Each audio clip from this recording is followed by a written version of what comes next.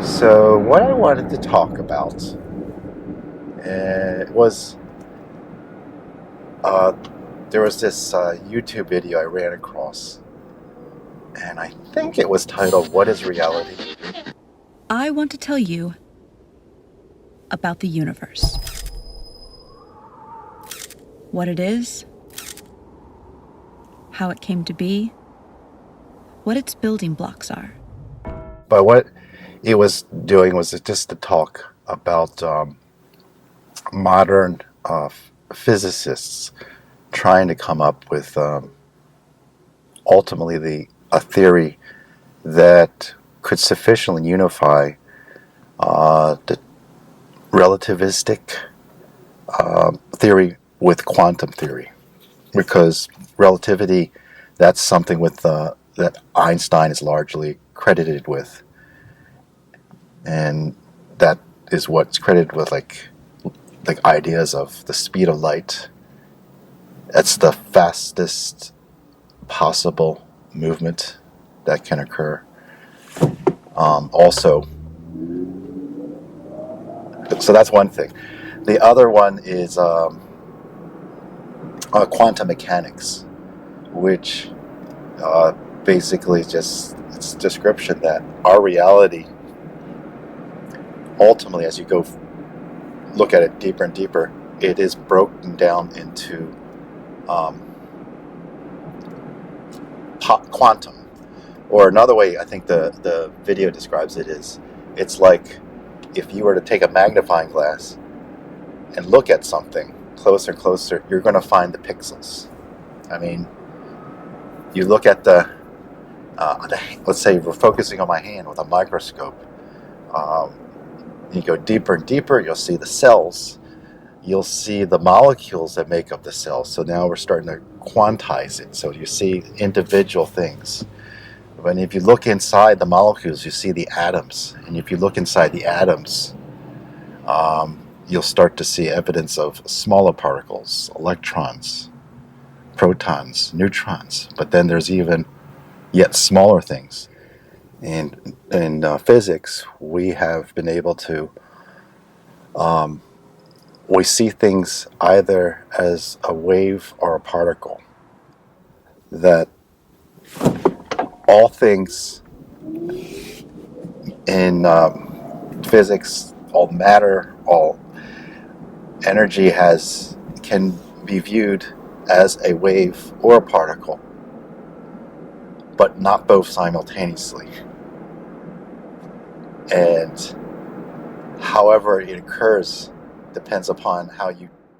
So newer thinking's going around on how to unify both, because they actually both so far don't quite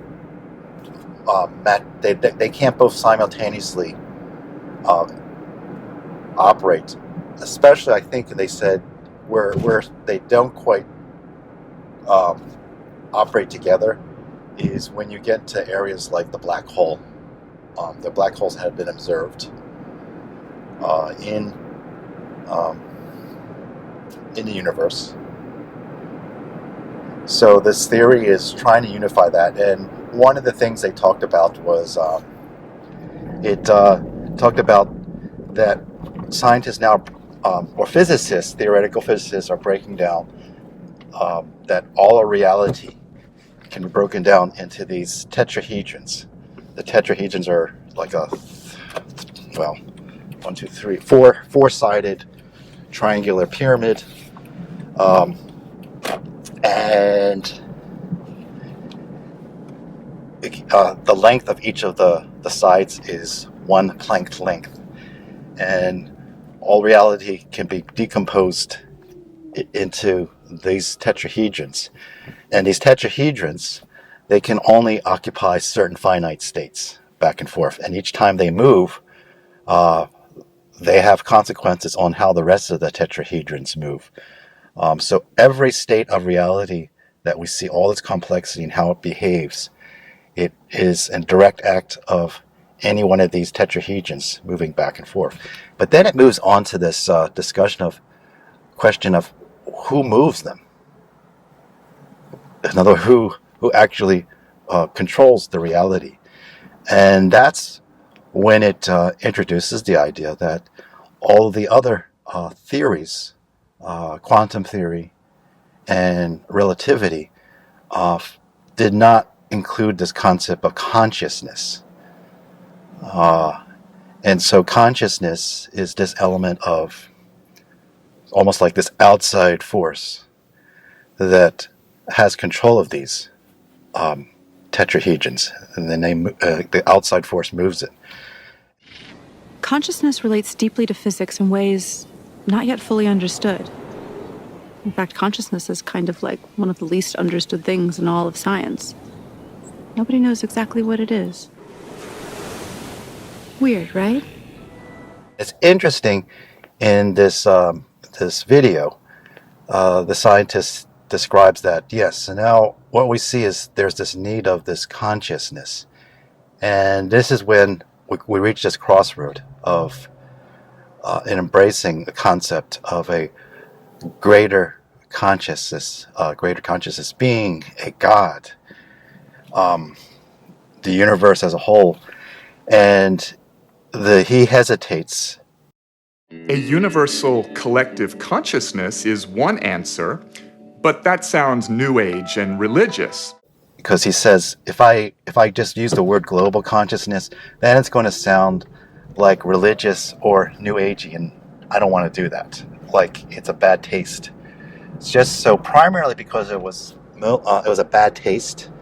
He shifted into this idea that it is actually more likely a artificial intelligence, a large computer system in let's say, different dimension. Nowadays, a good number of physicists discuss the idea that our whole universe is actually a code-based simulation in some fantastically powerful quantum computer in another universe.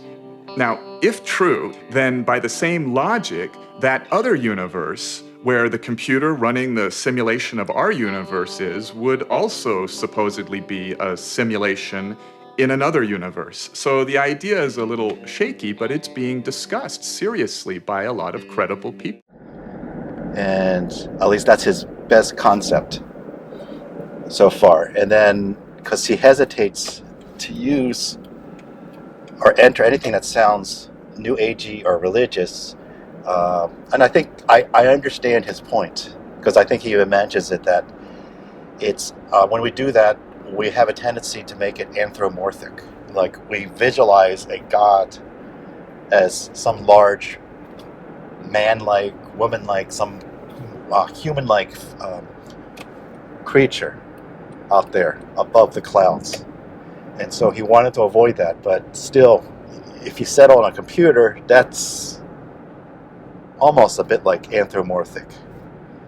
But then he went on further. It's like, if we do assume that, or this idea that it is a large computer in another dimension that is controlling these little tetrahedrons that actually shape our reality every moment in time, then it would also be true that that computer itself is also controlled by yet another larger computer in another dimension, and so on and so on. So that exactly is not quite what that leaves a bit of a hole in that concept. So it leaves a bit of a question mark. What is the consciousness? And that's where they want to leave it. The other aspect of it, which is interesting, is then they talk about, and I'm going to piece these together, this concept that these tetrahedrons, as they move back and forth, they shape how our reality actually unfolds and all the complexities that we see in there. And that it certainly isn't random. Now, the notion of randomness doesn't work so well when it comes to codes because meaning starts to break down. Besides, there's no decent experimental evidence for randomness in nature in the first place. And here's where I'm going to enter my viewpoints that I differ, or I want to take a different tangent. So one is, I Um, the large part of my life was spent, um,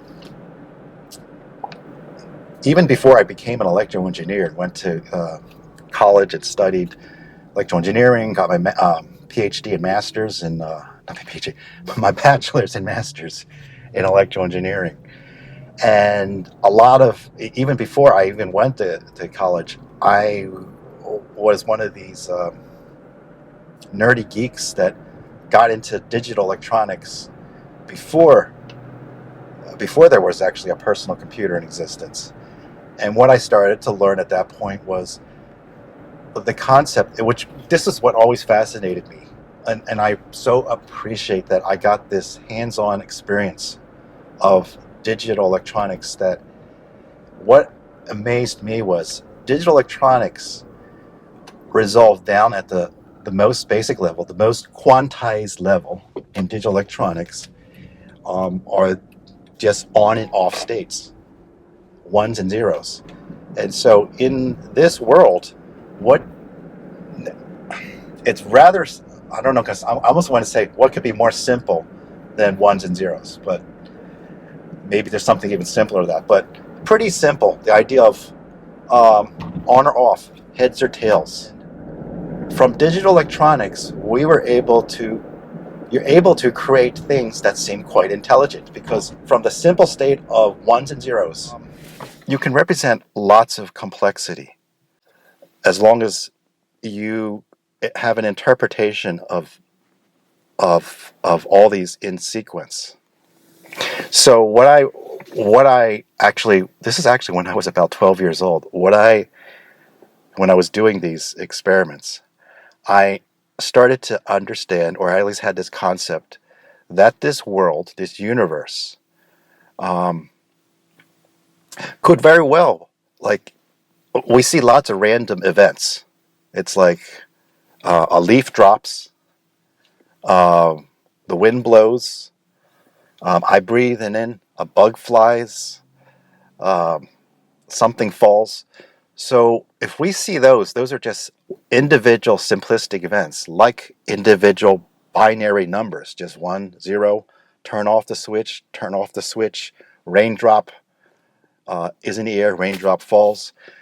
So in digital electronics, we as humans have had the consciousness to arrange things that from from just grouping all these things together that seem like on their own might look like to an outsider random events, they actually then in combination have an actual more complex meaning.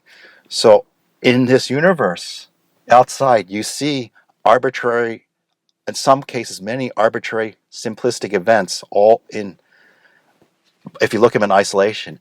But what I thought is, what if they are each individual, like binary digits, except maybe they have more than just two states?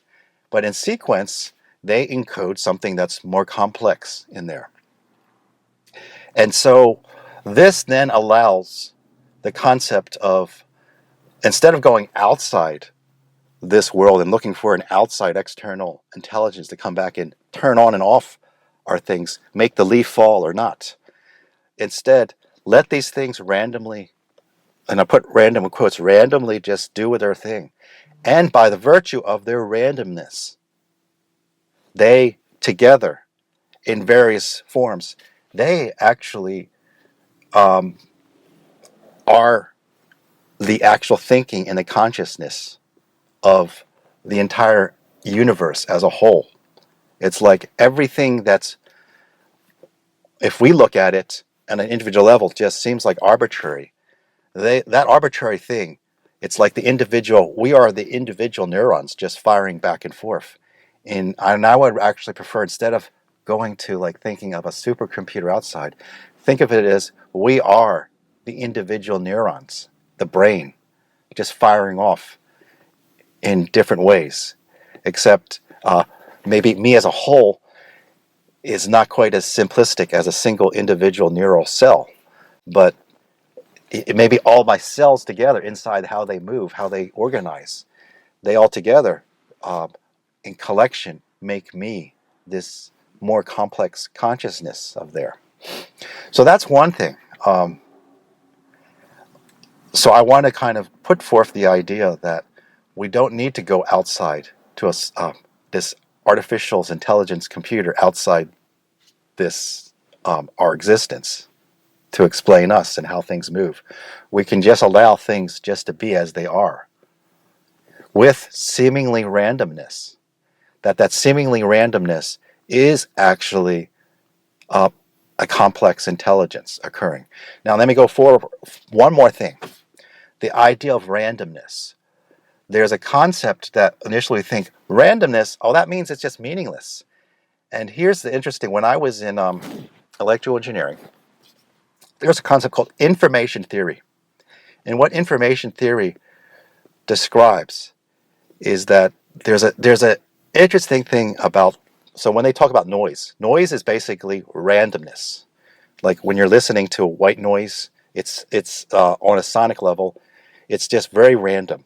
And when it's very random, when you hear it in your ears, you can't make anything out of it. That's noise. It just, you can't make anything out of it. No matter what you do, you don't see any patterns. It's just, there's nothing in there. But the interesting thing about it is, so they talk at the opposite end of just pure noise is then you have maybe zeros and ones and information in there. You can start to distinguish patterns in there. And why we talked about this in electrical engineering was had to do with the idea of how do we more efficiently transmit, let's say on cellular phones, transmit information, digital information. How do we compress it more efficiently? Because that ultimately translates into the maximum amount of users that can call in on a single cell phone tower, or at least on a single band of frequencies. What was interesting, though, is as you try to compress more and more information into that same channel, it starts to look more and more like noise. So in other words, the alternative interpretation of white noise is infinite information. So here we have a dichotomy where randomness is both, depending upon how you look at it, it is both either complete lack of information, you can't look at it, as well as an infinite amount of information packed in there, so that it's so much information that it's noise. So all this is really long-winded way of just illustrating. There is actually, whenever you see something that looks like plain noise, randomness, it just as easily can be infinite information, infinite wisdom, a global consciousness, in other words. Instead of thinking of a supercomputer outside, which is a lot more contrived, it's more organic to think of a large brain, a large biological brain, a large natural brain, where the movements, yes, we can talk about this tetrahedrons in there, within the subatomic particles, within the atomic particles, within the molecules, within some of the biology in the cells, wherever there are cells. In other places, it's just the interaction of atoms, the interaction of entire galaxies, stars, the way the lights bend and everything. All of those in combination, in various combinations, translate into the thinking and the existence of unreality, the consciousness.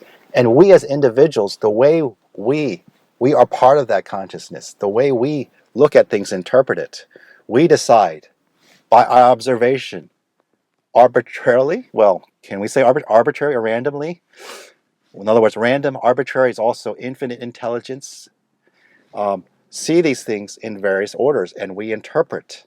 Once we observe and interpret it, that actually is part of the creation of the reality, our observation, which actually even in that video they describe that it turns out that I think there's a concept that something doesn't exist until you observe it, that its very existence is established by the process of observation in this computer. Think of all of us in there as part of this one large consciousness. And it's not an external controlling us. We're all in it. And we all together, we control it by our awarenesses of different things. As our awareness and observation changes, we, by that very action, are causing things to flip in the tetrahedrons. Just as same, the supposed randomness, there's a randomness to this tetrahedrons. They also shift our consciousness of us. So it's a co-creative process. And in this co-creative process, it starts to become rather impossible or pointless. I'm going to say rather impossible to try to separate the creation from the creator. The creation and the creator are one and the same. So I will end with that. My name is Wilson, and I am a Kundama.